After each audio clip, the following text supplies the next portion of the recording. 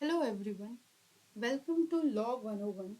आज हम लोग पढ़ेंगे फंडामेंटल राइट्स के बारे में which is mention under part 3 of Indian constitution under article 12 to 35। Fundamental right 6 type के दिए हुए हैं इंडियन कॉन्स्टिट्यूशन में। फंडामेंटल राइट्स पहला हो गया राइट टू इक्वालिटी, दूसरा राइट टू फ्रीडम, तीसरा राइट अगेंस्ट एक्सप्लॉयटेशन, चौथा right to freedom of religion, पांचवा cultural and educational right and last right to constitutional remedies. एक आर्टिकल 31 में राइट टू प्रॉपर्टी एक फंडामेंटल राइट था जिसको बाद में हटा राइट टू इक्वालिटी पे। Right to equality article 14 to 18 के अंदर मेंशन है। It is written here, the right to equality is one of the important fundamental right of Indian constitution that guarantee equal right for everyone irrespective of religion, gender, caste, race, place of birth.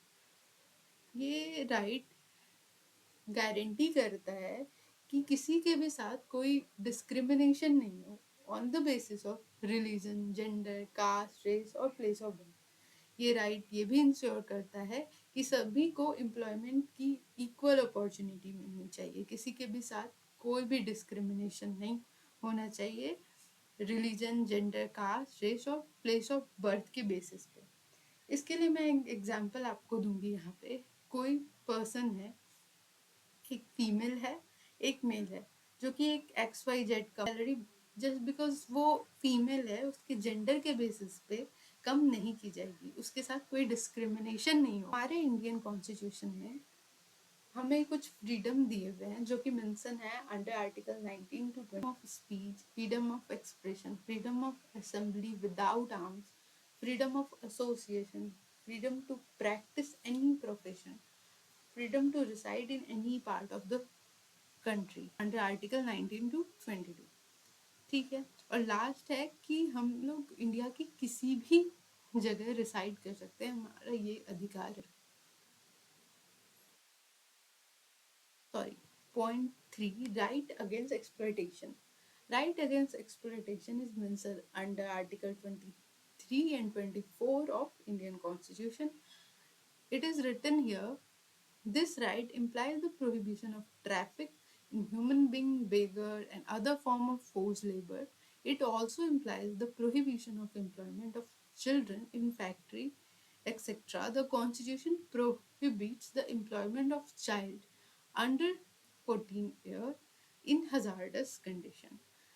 तो ये जो right है जो कि mention है under article 23 और 24 में, वो प्रोहिबिट करता है किसी भी टाइप के फोर्स लेबर को, जैसे ह्यूमन ट्रैफिकिंग हो गया, और किसी भी चाइल्ड को जो कि अंडर 14 ईयर ऑफ एज है हजार्डस कंडीशन में काम करने से प्रोहिबिट करता है। अगर कोई एम्प्लॉयर एम्प्लॉयमेंट कराता है किसी चिल्ड्रन का अंडर 14 ईयर एज का, तो वो वोलेट कर रहा है इस फंडामेंटल राइट को और उन्हें पनिशमेंट हो सकती है।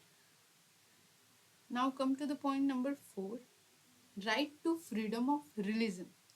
The right to freedom of religion is mentioned under article 25, 28।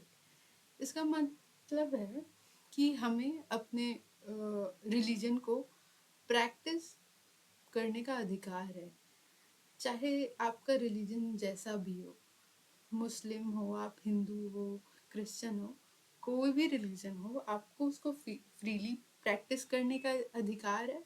कोई चैरिटेबल इंस्टीट्यूशन एस्टेब्लिश करने का अधिकार है, अपने रिलीजन को मेंटेन करने का अधिकार है। इंडिया एक secular country. Now come to the point number 5, which is cultural and educational life, which is mentioned under Article 29 and 30 of the Indian Constitution.